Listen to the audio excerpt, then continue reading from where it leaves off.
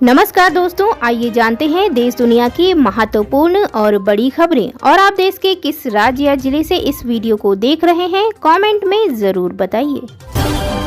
चलिए जानते हैं आज की बड़ी खबर। सलमान खान के घर पर फायरिंग मामला, लॉरेंस बिश्नोई के भाई के खिलाफ कोर्ट का बड़ा एक्शन। स्पेशल मकोका कोर्ट ने बॉलीवुड एक्टर सलमान खान के घर पर हुई फायरिंग मामले में बड़ा एक्शन लिया है। गैंगस्टर अनमोल बिश्नोई और रोहित गोदारा के खिलाफ गैर जमानती वारंट जारी किया गया है।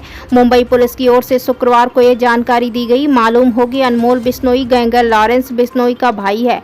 इस मामले में अनमोल ने ही फेसबुक पोस्ट के जरिए हमले की जिम्मेदारी ली थी। आरोप पत्र में कहा गया कि अनमोल ने गोलीबारी में शामिल एक शूटर को संदेश भेजा कि वे इस तरह गोली चलाएं जिससे सलमान खान डर जाएं। यूट्यूबर ध्रुव राठी की बड़ी मुसीबत, कोर्ट ने नोटिस भेजकर किया तलब। बता दें कि मशहूर यूट्यूबर और social media influencer Dhruv Rathee एक बार फिर मुसीबत में फंसते नजर आ रहे हैं। दिल्ली की एक अदालत ने मानहानि से जुड़े केस में यूट्यूबर ध्रुव राठी को नोटिस भेजकर तलब किया है। ध्रुव राठी पर यह मानहानि का केस भाजपा मुंबई यूनिट के प्रवक्ता सुरेश नखुआ द्वारा दायर किया गया है। केवल ध्रुव राठी ही नहीं, भाजपा प्रवक्ता ने ये मानहानि का केस ध्रुव राठी के अलावा गूगल LLC के एक्स कॉर्प के खिलाफ दर्ज करवाया। दरअसल ध्रुव राठी और गूगल LLC और एक्स कॉर्प के खिलाफ दायर नखुआ के मुकदमे में दावा किया गया कि 7 जुलाई को राठी ने एक वीडियो अपलोड किया था जिसका टाइटल माई रिप्लाई टू गोदी यूट्यूबर्स एल्विश यादव ध्रुव राठी है। इस वीडियो में राठी ने कथित तौर पर बिना किसी वैध कारण के नखुआ को हिंसक और अपमानजनक ट्रोल का हिस्सा बताया। यूपी में सियासी हलचल के बीच सीएम योगी पहुंचे दिल्ली। पीएम मोदी के साथ बैठक में होंगे शामिल। इन दिनों उत्तर प्रदेश में सियासी हलचल काफी तेज चल रही है जिसकी हवा दिल्ली तक पहुंच गई है। अभी हाल ही में यूपी मुख्यमंत्री योगी आदित्यनाथ शुक्रवार शाम राजधानी दिल्ली पहुंचे। हालांकि योगी आदित्यनाथ शनिवार को दिल्ली में होने वाली नीति आयोग की बैठक में शामिल होने आए हैं। इसी बैठक में यूपी के डिप्टी सीएम केशव प्रसाद मौर्य और डिप्टी सीएम ब्रजेश पाठक भी शामिल होंगे। दरबार हाल का नाम बदलने पर प्रियंका गांधी ने मोदी सरकार पर साधा निशाना, बोली यह शहंशाह की अवधारणा है। राष्ट्रपति भवन के दरबार हाल और अशोक हाल का नाम बदले जाने पर कांग्रेस महासचिव प्रियंका गांधी ने मोदी सरकार पर निशाना साधा है। उन्होंने कहा है कि दरबार की कोई अवधारणा नहीं है, ये केवल शहंशाह की अवधारणा है। दरअसल राष्ट्रपति भवन के प्रतिष्ठित दरबार हाल और अशोक हाल का नाम बदलकर गुरुवार को गणतंत्र मंडप और अशोक मंडप किया गया है। ये हाल विभिन्न औपचारिक समारोहों के आयोजन स्थल हैं। सरकार का बड़ा एक्शन, जम्मू कश्मीर में 4 सरकारी कर्मचारियों को किया बर्खास्त, आतंकियों की करते थे मदद। जम्मू कश्मीर से एक बड़ी खबर सामने आई है। यहां आतंकियों की मदद करने तथा उनके लिए हथियार पैसा जुटाने वाले 4 सरकारी कर्मचारियों को बर्खास्त कर दिया गया है, जिनमें 2 पुलिसकर्मी भी सम्मिलित हैं। इन कर्मचारियों के नाम इम्तियाज अहमद लोन, बाजिल अहमद मीर, मुश्ताक अहमद पीर एवं जय शाह हैं। इनमें से कुछ आतंकियों को हथियार तथा संसाधन मुहैया करवा रहे थे, जबकि अन्य पाकिस्तान के ड्रग तस्करों के साथ मिलकर कश्मीर में नशा फैलाने का काम कर रहे थे। महिलाओं को अब हर महीने मिलेंगे 1000 रुपए, सरकार ने किया बड़ा ऐलान। झारखंड में बुधवार को सीएम हेमंत सोरेन की अध्यक्षता में झारखंड कैबिनेट की बैठक हुई। इसमें 30 प्रस्तावों को मंजूरी दी गई। बैठक में राज्य के मंत्री और सचिव रैंक के अधिकारियों को मोबाइल फोन की सुविधा प्रदान करने का प्रस्ताव पारित किया गया। साथ ही मुख्यमंत्री बहन बेटी मई कुई स्वावलंबन प्रोत्साहन योजना के नाम से संशोधन को स्वीकृति प्राप्त हुई, जिसके तहत सरकार 21 से 50 साल की महिलाओं को 1000 रुपए प्रतिमाह आर्थिक सहायता प्रदान करेगी। इस निर्णय को आगामी विधानसभा चुनाव से पहले एक बड़ा लोकलुभान फैसला माना जा रहा है। शराब घोटाले में 8 अगस्त तक जेल में ही रहेंगे सीएम केजरीवाल, कोर्ट ने बढ़ा दी हिरासत। सीबीआई द्वारा अपने हाथ में लिए गए दिल्ली शराब घोटाला मामले में राउज एवेन्यू कोर्ट ने अरविंद केजरीवाल की न्यायिक हिरासत 8 अगस्त तक बढ़ा दी है। केजरीवाल, जो वर्तमान में तिहाड़ जेल में है, वीडियो कॉन्फ्रेंसिंग के जरिए पेश हुए थे।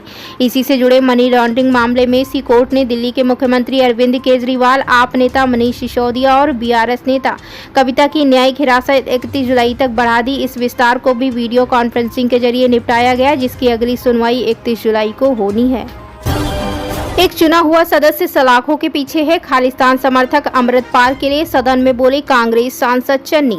बता दें कि कांग्रेस के लोकसभा सांसद चरणजीत सिंह चन्नी ने गुरुवार को आरोप लगाया कि देश में अघोषित आपातकाल है, जिसके कारण विवादित सांसद अमृतपाल सिंह सलाखों के पीछे है। चन्नी ने कहा कि हर दिन वे आपातकाल की बात करते रहे हैं, लेकिन आज देश में अघोषित आपातकाल का क्या। एक मशहूर गायक सिद्धू मूसेवाला की हत्या कर दी गई और उसके परिवार को न्याय नहीं मिला।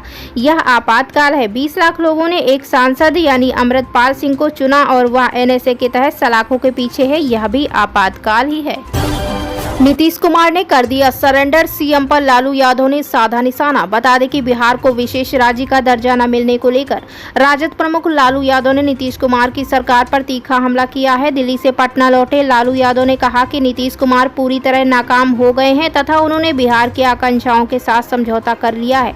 लालू यादव दिल्ली के एम्स में उपचार करवाकर पटना लौटे तथा हवाई अड्डे पर मीडिया के सवालों का सामना किया। एक सवाल का जवाब देते हुए उन्होंने बजट को झुंझुना करार दिया। उनका कहना था कि नीतीश कुमार ने बिहार को विशेष राज्य का दर्जा दिलाने का वादा किया था, लेकिन केंद्र के द्वारा इससे इनकार करने के बाद उन्हें इस्तीफा दे देना चाहिए। जिसने केसों को हराया उसी से क्यों मिले, सीएम योगी पल्लवी पटेल से मुलाकात के बाद यूपी में मची खलबली। यूपी बीजेपी में अंदरूनी कलह खत्म नहीं हुई है। मुख्यमंत्री योगी आदित्यनाथ और उप मुख्यमंत्री केशव प्रसाद मौर्य के बीच अभी भी 36 का आंकड़ा नजर आ रहा है। सीएम योगी आदित्यनाथ ने अपना दल कमेरावादी की नेता और सिराथू से विधायक पल्लवी पटेल से मुलाकात की है। पल्लवी पटेल ने विधानसभा चुनाव में केशव प्रसाद मौर्य को करारी शिकस्त दी थी। वह एनडीए की सहयोगी दल अपना दल की प्रमुख और केंद्रीय मंत्री अनुप्रिया पटेल की बहन है। सिराथू विधायक पल्लवी पटेल ने बुधवार को मुख्यमंत्री योगी आदित्यनाथ से मुलाकात की थी। उन्होंने इस मुलाकात को लेकर कहा था कि यह मुलाकात उनके क्षेत्र सिराथू को लेकर थी, लेकिन इस मुलाकात ने सियासी गलियारों में अलग ही चर्चा छेड़ दी। काठमांडू के त्रिभुवन अंतर्राष्ट्रीय हवाई अड्डे पर क्रैश हुआ विमान, प्लेन में सवार 19 से 18 लोगों की मौत। बता दें कि नेपाल की राजधानी काठमांडू के त्रिभुवन अंतर्राष्ट्रीय हवाई अड्डे पर बुधवार सुबह उड़ान भरने के दौरान एक निजी एयरलाइन कंपनी सौर एयरलाइन का विमान दुर्घटनाग्रस्त हो गया, जिसमें 19 लोग सवार। इनमें 18 लोगों की मौत की बात सामने आई है। मीडिया रिपोर्ट के अनुसार विमान पोखरा जा रहा था और सुबह करीब 11 बजे दुर्घटनाग्रस्त हो गया। हवाई अड्डे पर तैनात एक सुरक्षा अधिकारी ने बताया कि विमान के पायलट को अस्पताल ले जाया गया है। उन्होंने बताया कि विमान में लगी आग को बुझा दिया गया है। राहुल गांधी से मुलाकात के बाद किसान नेता जगजीत सिंह डल्लेवाल का बड़ा बयान। बता दें कि लोकसभा में विपक्ष के नेता राहुल गांधी ने संसद भवन परिसर में पंजाब, हरियाणा, उत्तर प्रदेश, तेलंगाना, तमिलनाडु और कर्नाटक के किसान नेताओं के एक प्रतिनिधिमंडल से मुलाकात की। किसान नेता जगजीत सिंह डल्लेवाल ने राहुल गांधी से मुलाकात के बाद मीडिया से बातचीत में कहा कि इंडिया गठबंधन ने एमएसपी कानून लाने का वादा किया था, इसे लाना उनकी जिम्मेदारी है। किसान नेता डल्लेवाल ने बताया कि राहुल गांधी ने ये भी कहा कि कितनी भी ताकत लगाकर क्यों न हमें ये काम करना पड़े, हम करेंगे, आपके मसले का हल निकलवाएंगे।